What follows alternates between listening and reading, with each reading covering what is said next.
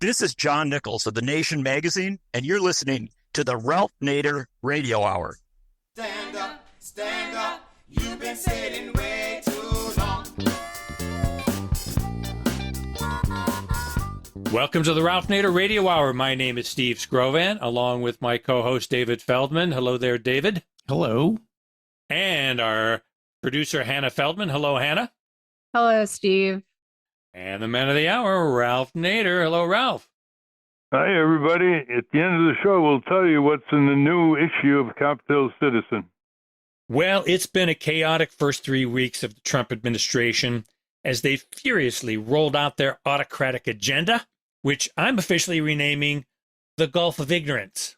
To kick things off, frequent guest, veteran State Department official and foreign policy analyst from the Quincy Institute for Responsible Statecraft, Colonel Lawrence Wilkerson, will join us to share his take on Trump's actions so far, both here and abroad. Then we turn our attention back to the genocide in Gaza. The peace movement in America is under constant threat. College campuses around the country crack down on students organizing against the war. Police violently break up peaceful protests. A performer in Kendrick Lamar's Super Bowl halftime show was detained on the field and could face charges after unfurling a combination Sudanese-Palestinian flag with Sudan and Gaza written on it. But what is the state of the peace movement in Israel? To help us understand that, we welcome first-time guest Alon-Lee Green, who is the national co-director of Standing Together. Standing Together is a progressive grassroots movement based in Israel, made up of both Arabs and Israelis, that organizes Jewish and Palestinian citizens against the occupation. They struggle for peace, equality, and social justice. We'll speak to Alon-Lee Green about that struggle. As always, somewhere in the middle, we'll check in with our relentless corporate crime reporter, Russell Mokhiber. But first, what are Donald Trump and Pete Hegseth's plans for the U.S. military? David? Lawrence Wilkerson is a retired U.S. Army colonel. Over his 31 years of service, Colonel Wilkerson served as Secretary of State Colin Powell's Chief of Staff from 2002 to 2005, and Special Assistant to General Powell when he was Chairman of the Joint Chiefs of Staff from 1989 to 1993. Colonel Wilkerson also served as Deputy Director and Director of the U.S. Marine Corps War College at Quantico, Virginia, and for 15 years he was the Distinguished Visiting Professor of Government and Public Policy at the College of William and Mary. He is currently a Senior Fellow at the Eisenhower Media Network, Senior Advisor to the Quincy Institute for Responsible Statecraft, and co-founder of the All-Volunteer Force Forum. Welcome back to the Ralph Nader Radio Hour, Colonel Lawrence Wilkerson. Thank you for having me. Let's get right on to it, Larry. Thank you for coming on. The Pentagon is now led by one of the least qualified persons ever to be Secretary of Defense, Hegseth. He was exposed by the Democrats and the media when he was going through the congressional confirmation process as ignorant, belligerent, vengeful, a woman abuser denounced by his own mother, and a financial mismanager of the two groups that he directed. He's now Secretary of Defense. Our listeners, including me, would like to know, what do you think's going on inside the Pentagon? They obviously don't like being led and directed by a belligerent buffoon. Is there any ferment there? Do you see any possibility, before we get to the retired military and veterans groups outside the Pentagon and what they're doing? Well, those are all good questions, and I'd have to start by saying that I watched completely from start to finish the town hall meeting that Hegseth conducted with the people in the Pentagon. Generally speaking, 05, 06 and above, equivalent civilian ranks and quite a few flag officers. And I watched, even more importantly, the Q&A that followed. Originally, the Q&A wasn't there on YouTube, so I thought the Defense Department had been instructed not to show it because they thought it would be volatile. Later it appeared. So either they made that judgment and then it wasn't, and they did let it appear, or I was wrong. But I got to tell you, he handled himself. I don't know if you watched it or not, but he handled himself very well during that question and answer period and in the presentation itself. And he got some significant questions, complex questions in the Q&A. So just being exposed to that, I would have to say I've got to wait and see what results from what was a very commonsensical and logical expiation, if you will, of what he thought was wrong and what he was going to do to correct it, including promising the people sitting there. I know promises from Trump people are not very good, but anyway, he did it, to conduct within the 4 years that he's there, if he's there that long, an audit that is credible, something that the Defense Department has been incapable of doing and didn't want to do because it loses 25 to 30 to $50 billion a year, just outright loses it, can't account for it. So I'm of a mixed mind right now about it. I know all the things that you just regurgitated, that you just said about him, that others have said about him. And I know all the things that a lot of my contemporaries, and they're mostly dead now, but the ones that are still alive, are saying about him. So I've got to wait and see. Because of the things you said and others have said, I don't predict great things from him. But his performance on that stage in front of some of his most difficult to convince audience members was pretty good. Well, he does have communication skill, but he's going to clearly take orders from his boss, Trump. When Trump talks about all hell breaking loose here and there around the world, he will be, I think, a faithful emissary. But what he's now about to be given is really startling. There's word on Capitol Hill that the Republicans are going to add $150 billion more dollars to the military budget than the generals have asked for. That's 1 year, and another $150 billion to the Department of Homeland Security to deal with the southern border and repression around the country. What's your take on this $150 billion more? Why do they need more money when they're sitting on a huge budget? Over 50% of the federal budget's operating expenditure goes to the Pentagon. What I'd like to see Hegseth do is try his best to get Trump to help him refuse that money. Gordon Adams, a man for whom I have a lot of respect, who was an OMB type for a long, long time and knows more about the defense budget than probably anyone alive, said the other day the truth when he said, when defense gets tons of money, it's polluted, weakened, and turns into a place that can't do its job. When it has periods of scarcity, and the better the scarcity, the deeper the scarcity, the better the Defense Department, it turns out to operate pretty well. So I think that's stupid. I think it's the Congress doing it, because the Congress has become a wholly paid subsidiary of the military-industrial complex. Lockheed in particular, it is bound and beholden to them, especially the operable committee chairman like Wicker. They're all working for the defense contractors in so many ways. Tillis, for example, the other day was on the phone at the same time he was in a committee meeting, subcommittee meeting actually, to determine contracts that were very valuable to Lockheed, whether they be canceled or continued or whatever. He was stock trading $250,000 worth of stock in Lockheed Martin. So that's the problem with the defense budget, not necessarily the executive branch, but the Congress.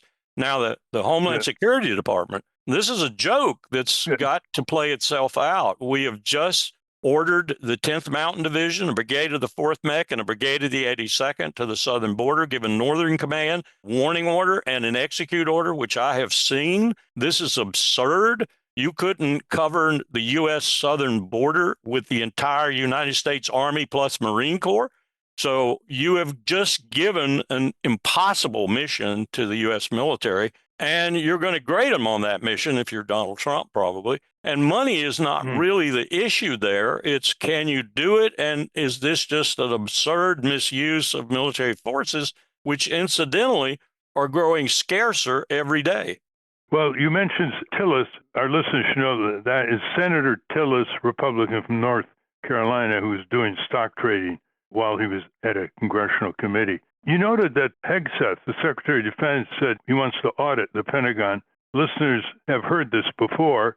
There is a 1992 enforceable federal law requiring all departments and agencies in the federal government to provide auditable budgets to the Government Accounting Office, or the Government Accountability Office of the Congress. And the Pentagon's been violating this since 1992. All other departments have complied. And every Secretary of Defense, as you know, has said, yes, we are going to undergo an audit. There was a partial audit of the Marines, which cost tens of millions of dollars to outside auditing firms. But I doubt whether Hegseth is going to say anything other than verbal wordplay about an audit. No laws are enforceable if the branch responsible for enforcing them won't do it. And if the Congress won't stand up and object, and that isn't going to happen in this administration, not in the first 2 years anyway. That's true. A small number of members of Congress from year to year introduce a bill saying, well, if the Pentagon doesn't comply with federal law and send us an audited budget, we're going to slash 1 or 2% in the Pentagon budget, but that went nowhere. Mm-hmm. How about outside? Your network of retired military people who are very concerned about the military-industrial complex and foreign policy. We have Veterans for Peace. We have the Veterans for Foreign Wars, VFW, and the American Legion. What's going on around that area?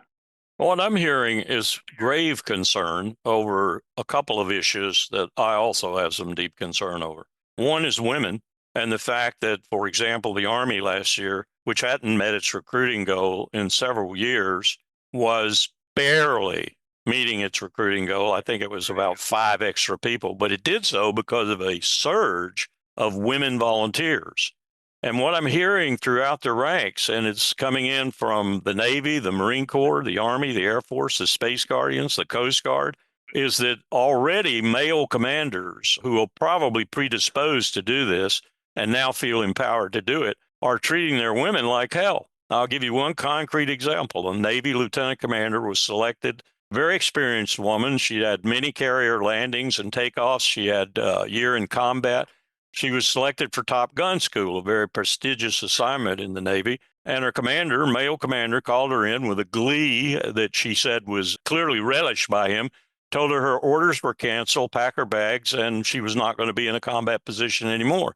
If that's happening throughout the ranks, and I'm getting increasing signs that it is, that women are being treated so grossly badly, then not only are we stomping on the only recruiting mechanism that's been working, we're eliminating 26, 27% of the solid core of the military forces, combat and otherwise. So that's one thing. The second thing is the Christian nationalism I'm hearing about. I'm hearing all manner of things, from West Point being told again it can kneel and say the Lord's Prayer in the end zone, even though some of its team members may be Jewish or Muslim or atheists or whatever, something we thought we had stopped under General Kaslan when he was the superintendent, to the fact that they are now having trouble, real trouble, with these commanders and their chaplains who want to bring Christ into the room 24/7 and to eliminate other religions from any authority whatsoever within the chaplain corps or within the military in general. These are two very disturbing developments if they're true. But what's happening out there? For example, former Secretary of Defense is under Trump, slammed by Trump. Secretary of Defense Mathis Esper, the head of the Joint Chiefs of Staff, Mark Milley, John Kelly, who was a 4-star general and then became chief advisor to Trump. He's been slamming them, defaming them. They have networks. You have networks. Is anything going on here? Because the longer we wait while this dictatorship is being entrenched by tyrant Trump, and it's no longer hypothetical, it's no longer oratorical, it's happening every day. Just look at the headlines, people. Deeper and deeper, violating laws right and left, ignoring court decisions, violating the Constitution, mocking Congress, the Democrats, Republicans going along with this illegality. What's going on there? Any possibility here?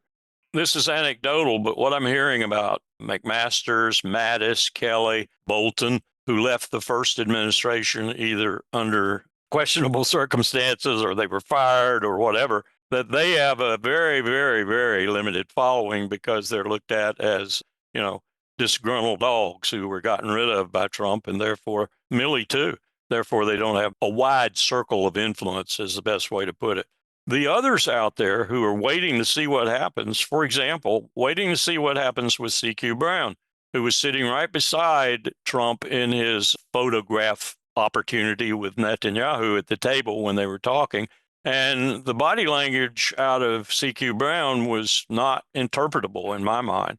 But people are wondering, he's a black man. There has been a lot of talk within the ranks that minorities in general, but particularly black people, are not going to be treated as third-class citizens, but that there's going to be no effort really to distinguish between them and others in terms of recruiting or whatever. If there is an effort to distinguish, it's going to be to favor the white person. There is a move towards Christian nationalism, white people in the military. That's what I'm saying. And this is very disturbing. But so far, C.Q. Brown is still there. There were all kinds of rumors before Trump was inaugurated that C.Q. Brown would be one of the first people he fired, even though, as I recall, he appointed him as Chief of Staff of the Air Force before he was chairman.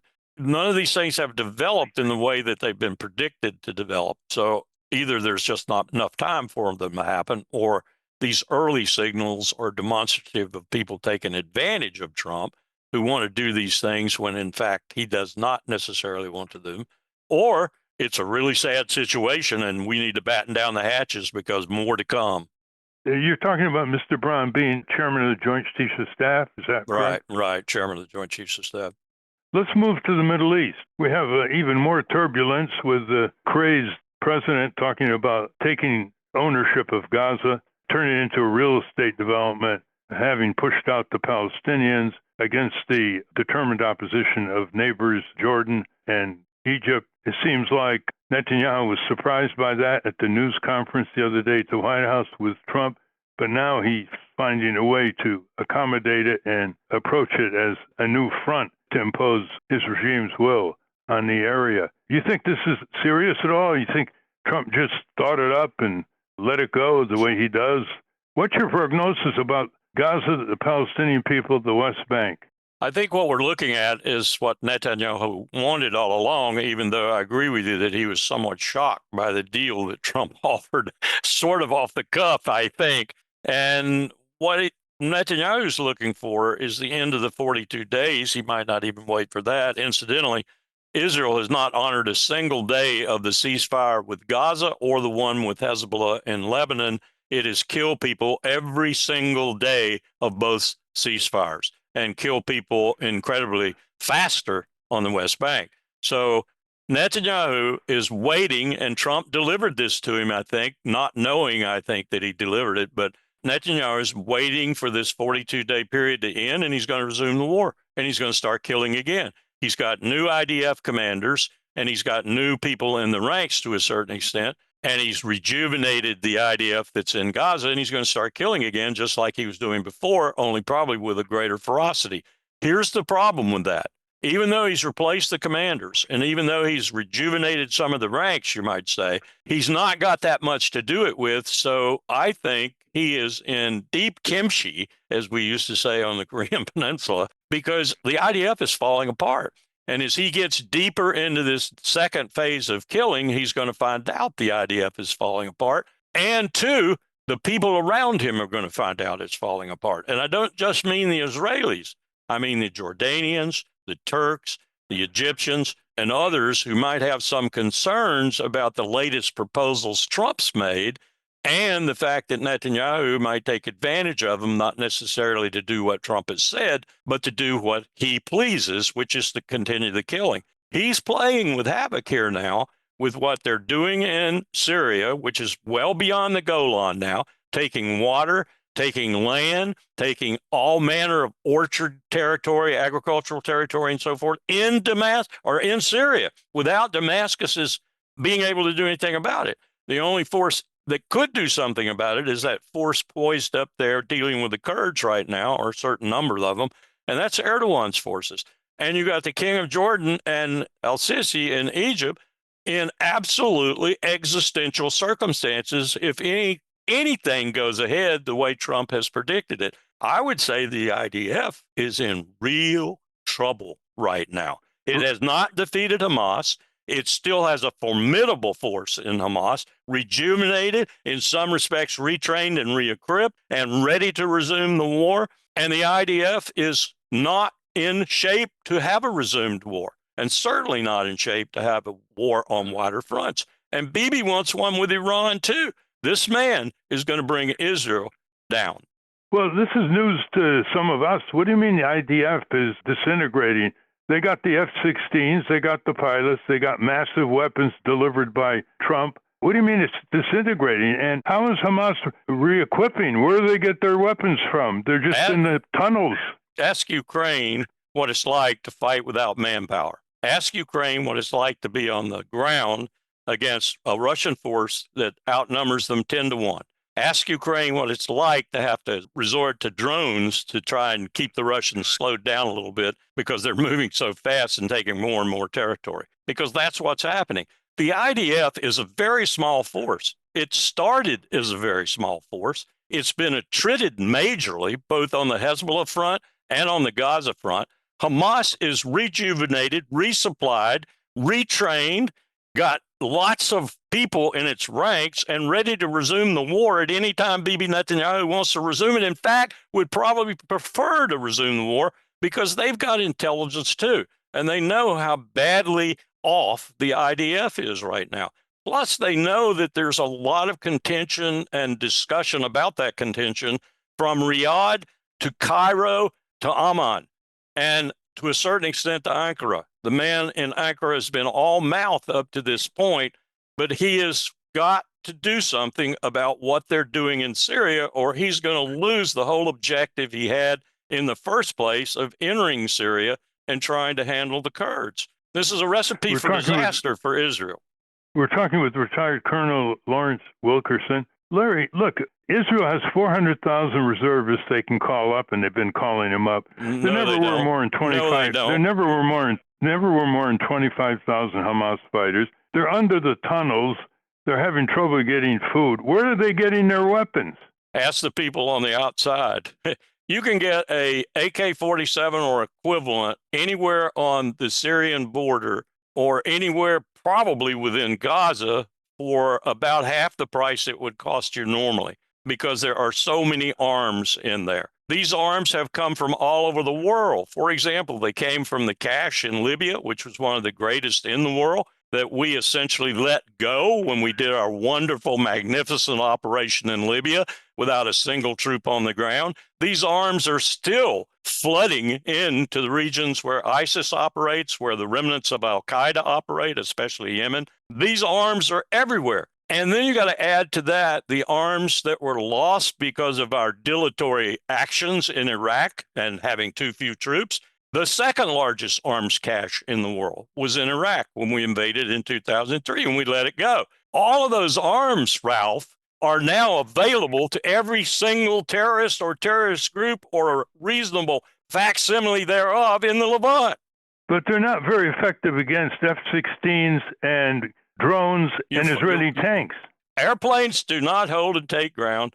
Tanks do not hold and take ground if the airplanes can't. And so what you're looking at is infantrymen having to go in and do the job. That's ultimately what it's all about there, too. You can only bomb so much. I mean, you're just making the rubble bounce to bomb more. Now, I admit the IDF Air Force loves to bomb people who can't shoot back at them.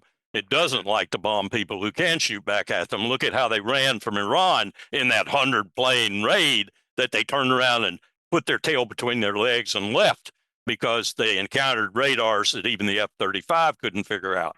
So you got to have troops on the ground. You got to have boots on the ground, and those boots on the ground are increasingly going to be operating in terrain that is more favorable to the person with the AK behind a rock than it is to you with your Merkavas and your airplanes overhead and other things like that. And that's what's taking the toll on Israel. They are not accustomed to this kind of warfare, and they're not accustomed to staying at war. They've never been at war this long before. They're not accustomed to staying at war this long. Their reservists are refusing to come back to the job. Some of them are AWOL. They're having real problems. That's the reason he got rid of all the leadership of the IDF and put in all new people, many of whom are his sycophants. But even they are soldiers of a sort, and they're going to realize how bad the situation is very soon once he resumes it. We've been speaking with the indomitable Larry Wilkerson, who is educating millions of people based on his long experience and his sense of what a just government should be like in a more peaceful world. Thank you very much, Larry. Thank you, Ralph. Thank you for what you do, too. We've been speaking with Colonel Lawrence Wilkerson. We will link to his work at ralphnaderradiohour.com. Up next, a psychological analysis of Trump 2.0. But first, let's check in with our corporate crime reporter, Russell Mokhiber.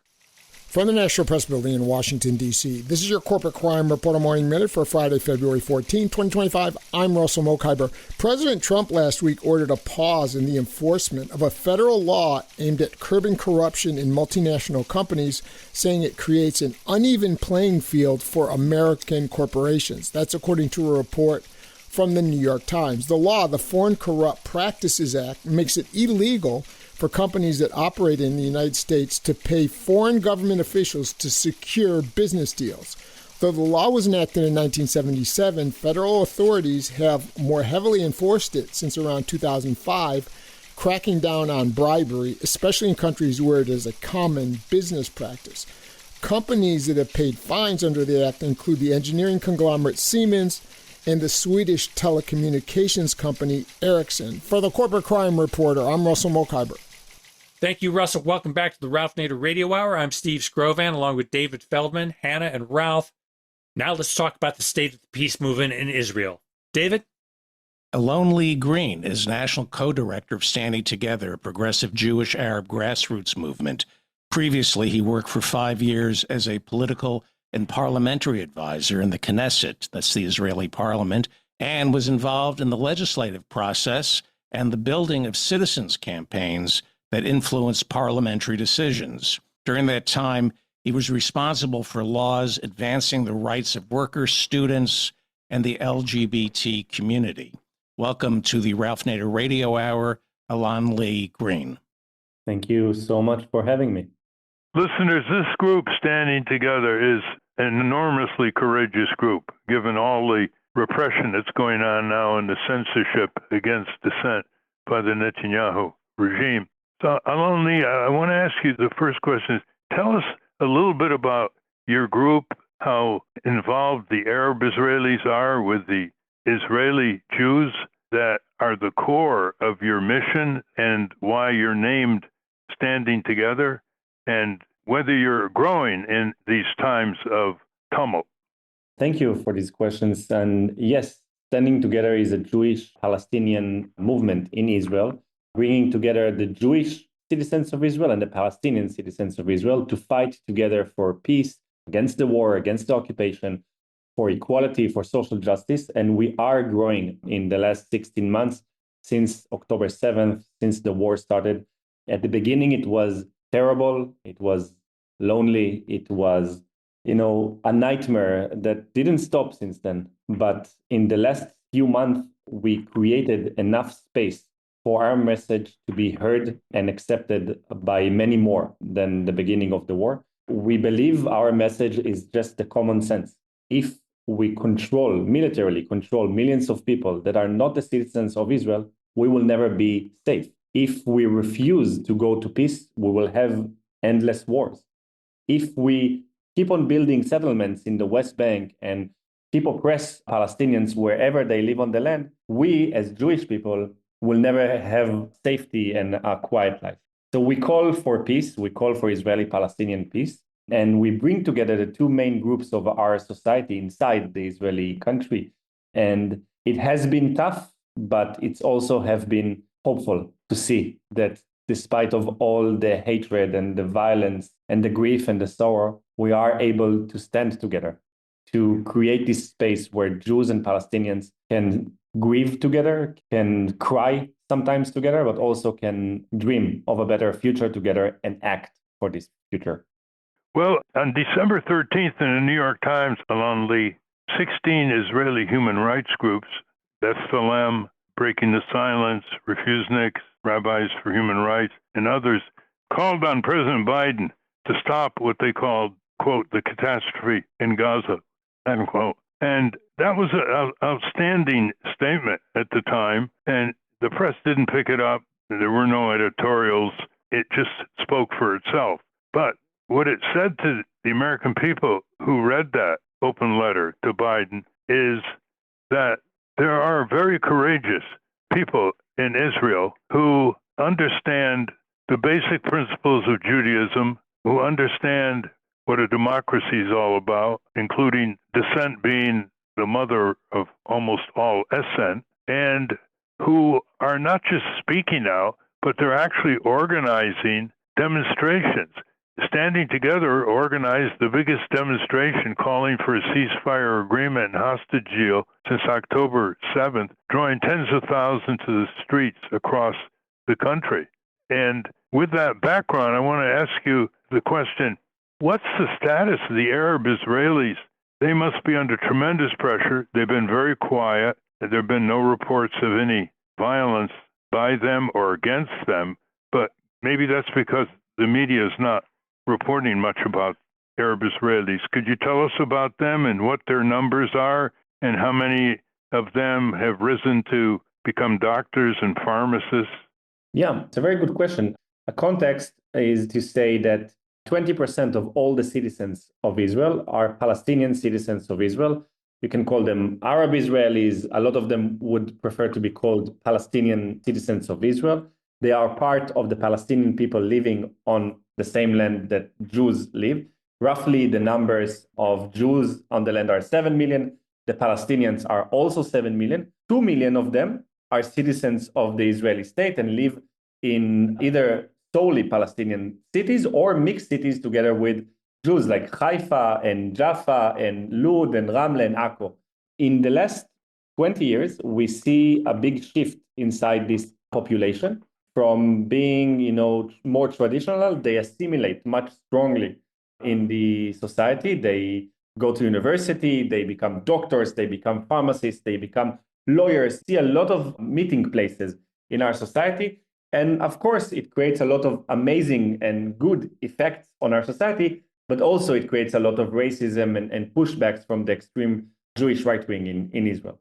Since October 7th, these population, the Palestinian citizens of Israel, have been under great attack from the establishment, from the government in Israel, threatening them to not dare to sound a voice, to not dare to stand in solidarity with their families or people in Gaza or the West Bank. And basically, they've been persecuted into being criminalized if you claim that you're Palestinian and not just an Arab, which is a problem because they are Palestinians. We saw a phenomenon of a lot of students from universities being kicked out of school just because of writing a post on social media, don't kill Palestinian children, or saying ceasefire. That was a reason to kick them out of school or to even fire doctors from hospitals in Israel.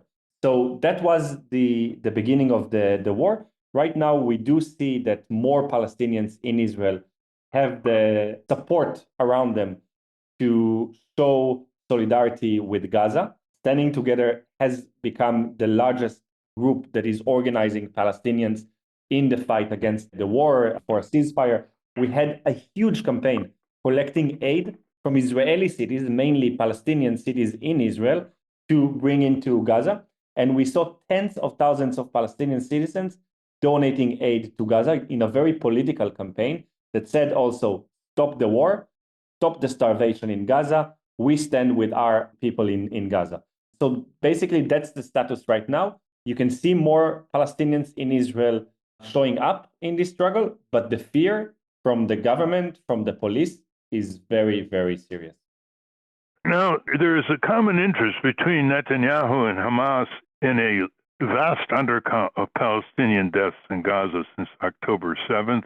The official figure of the Gaza Health Ministry is 48,000 dead, and they said there are tens of thousands under the rubble. But basically, Hamas isn't interested in a lower death count because they don't want to be assailed even more by their people for not being able to protect them and provide them with shelter and necessities of life. And of course, Netanyahu likes a low undercount, and he thinks it's lower than Hamas says.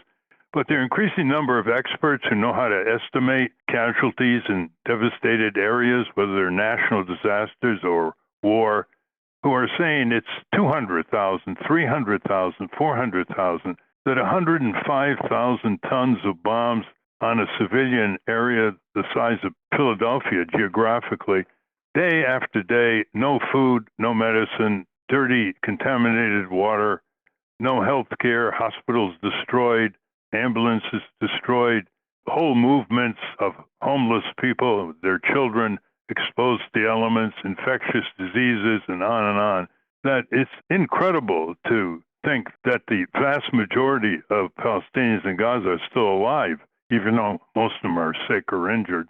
What's your estimate? If you had to guess, given the devastation that's going on day after day, week after week, month after month, including starvation, babies born into the rubble, and so many other horrific conditions, what would be your estimate if a reporter in the United States who cannot get into Gaza, nor can Israeli reporters get into Gaza, what would be your estimate if they asked you, Mr. Green, what do you think an estimate, a reasonable estimate of the death toll, and of course the injured and sick toll is much greater. What would you estimate? Wow. I don't know. I don't know what will be my estimate.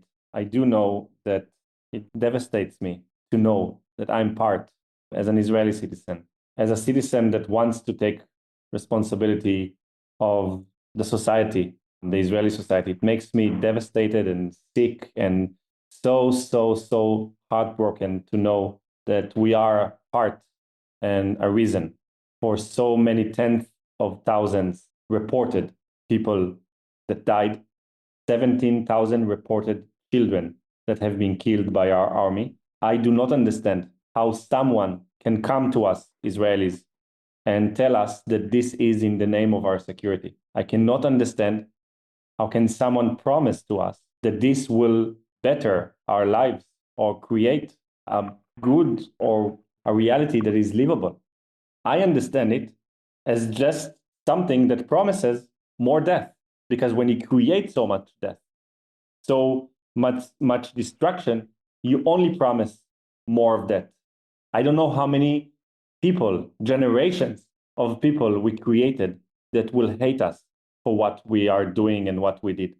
I do not understand. I really do not understand my government, my parliament members that are coming and arguing and calling us traitors when we are saying that no innocent people should die. Or I do not understand them when they tell us there are no innocent people in Gaza, because we present the real patriotic approach to this question, which says that when we kill innocent people, when you are losing your humanity, you lost in this war. You lost in this war, and you became the thing that you're, claiming you're fighting. Mr. Green, there are reports that even some of the soldiers, not the sadistic snipers, but some of the soldiers are suffering from moral trauma, mental health problems. They're in the hospitals being treated. Increasing number of reservists are AWOL. They don't want to keep going back to Gaza. Give us a sense of where the Israeli soldiers are here and how they're screened for not being allowed to go into Gaza because they have some mercy inside their heads. We've had Gideon Levy here from Haaretz several times on the show, and he expressed serious disappointment about the lack of coverage here. I think the only way to begin answer this is to say that one big phenomenon that we're dealing with is complete dehumanization of Palestinians. It is a given fact, especially after October 7th. A lot of the soldiers went there and did what they did, believing that they're fighting to defend, they're fighting monsters. But a lot of soldiers died there. A lot of mothers lost their sons. A lot of families joined the circle of grief. And this is something that changed people's perspectives and people's opinion about the war. A lot of soldiers came back wounded. A lot of soldiers came back with PTSD. And we are hearing voices right now of soldiers saying, we will not come back there, even if you call us into reserve duty. It exists in society. You can hear it. You can hear it also around the question of the hostages. Soldiers saying, I thought I'm fighting for 300 days to release the hostages, and now I realized I'm fighting for the delusional messianic ideas of the right wing to build settlements in Gaza or to forcefully transfer people from there. This is not the reason I went. And it is a good awakening we see in our society. Not like Gideon Levy, I really do believe there are big spaces in our societies that are fighting, that we still have hope to build a majority of people understanding that this path, this direction will just bring our demise. And I'm very encouraged by those soldiers breaking the silence, speaking up, coming to the public and saying, we did things we shouldn't have done. Could you describe the mainstream media, apart from a few progressive media like Haaretz. What is the mainstream media doing during this war since October 7th?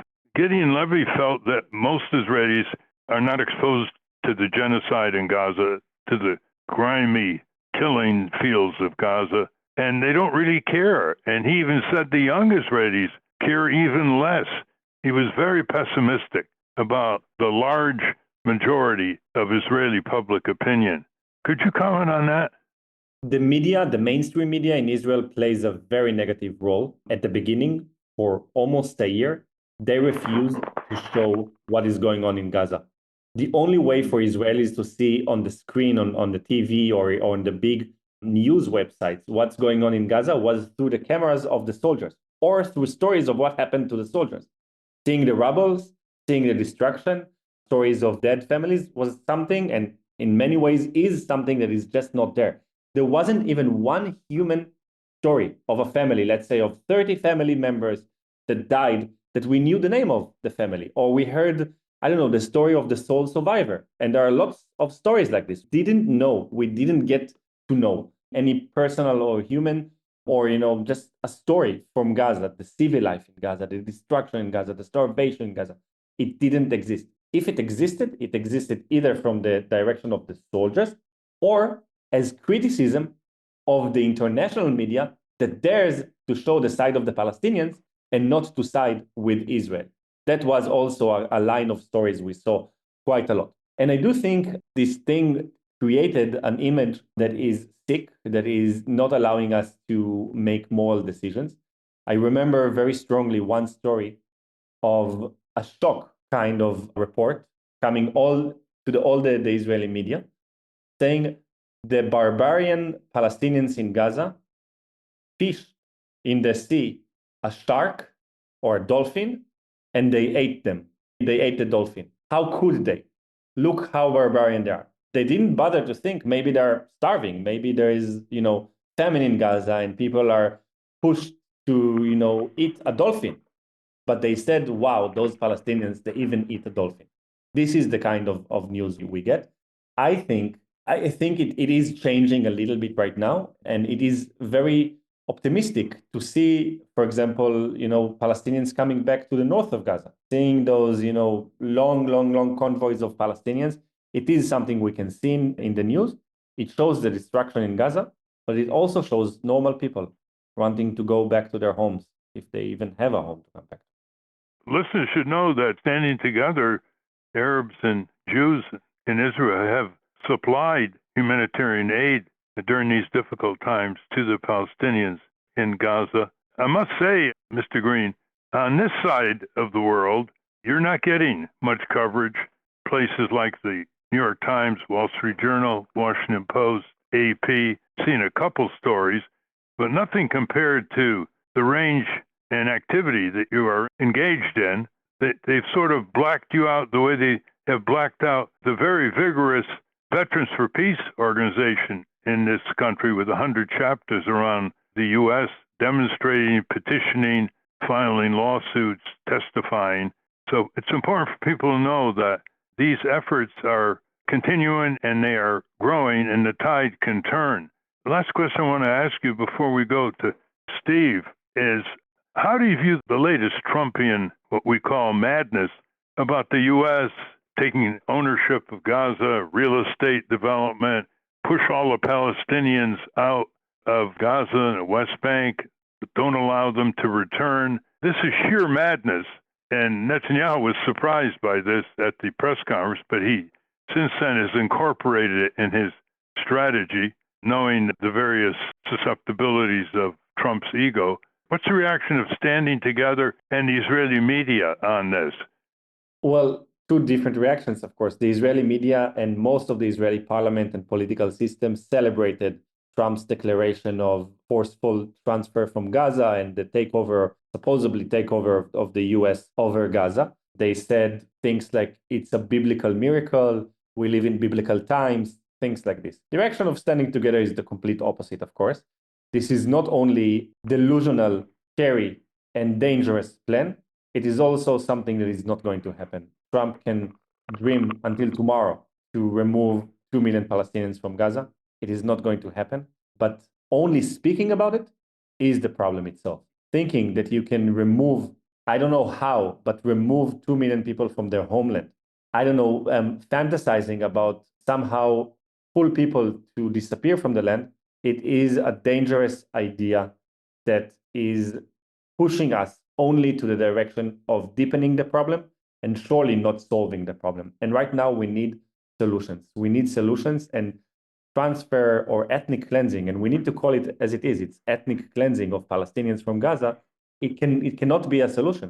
Think of the entire world. Do you know one people on the face of the earth that will just agree peacefully to leave their homeland?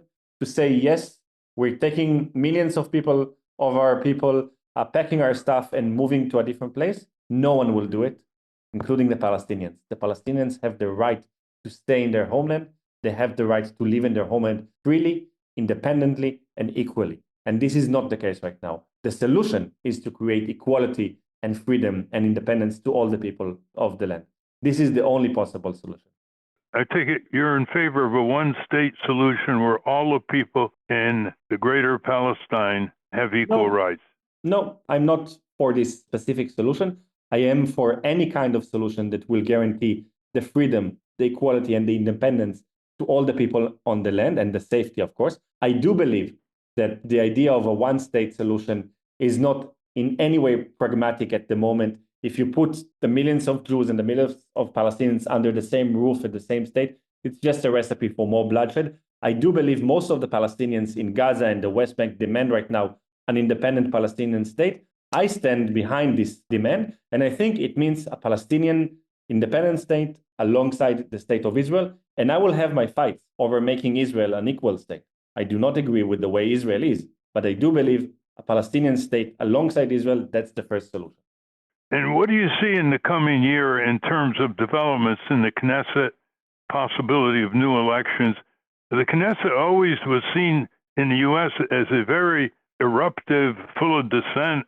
It seems to be very quiet now. Are there possibilities of an early election once Netanyahu allows an official investigation of the strange multi-layer collapse of the most modern border security apparatus in the history of the world, ignoring not only the technological signals that something was happening in Gaza that might portend an attack, but even ignoring the 19 and 20-year-old young Israeli women soldiers, the spotters, who kept telling day after day the Netanyahu government that something was going on. It was ignored. He's opposed an official investigation, leading to suspicions that there might have been something other than accidental to the collapse. What is your view on that? I do not know about the theories of what stands behind it. I do know Hamas committed a massacre on October 7th. They killed innocent people, they killed children and families, and they kidnapped children and families. I understand that this is what happened on October 7th. I understand what happened before October 7th, occupation, systematic oppression. I understand what happened after October 7th, the war, the destruction, the killing in Gaza. I know what I believe the solution is. And for your question about the Israeli parliament, I see there is a lot of conflict and disputes there, but it is with the interest of all parties in the coalition to continue and rule until November 26, when the due date of the election is, because every consistent poll right now shows that if they will go for an early elections, all of them will lose. Some of them will even not pass the threshold and get into parliament. So I do believe this is a strong incentive not to go to elections, but reality can interfere, of course.